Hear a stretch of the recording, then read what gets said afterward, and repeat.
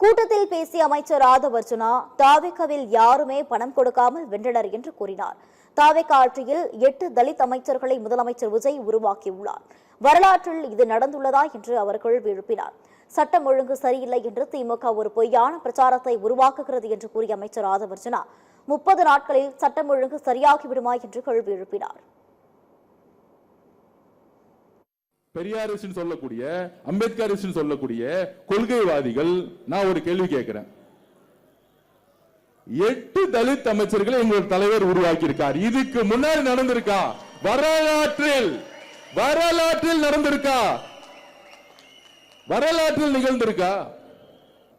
திமுக போலி பிரச்சாரம் 30 நாள் ஆயிருக்கு. 30 வருஷம் ஆட்சி பண்ணிருக்காங்க திமுக. என்ன மாற்றத்தை நீங்க உருவாக்குனீங்க சொல்லுங்க.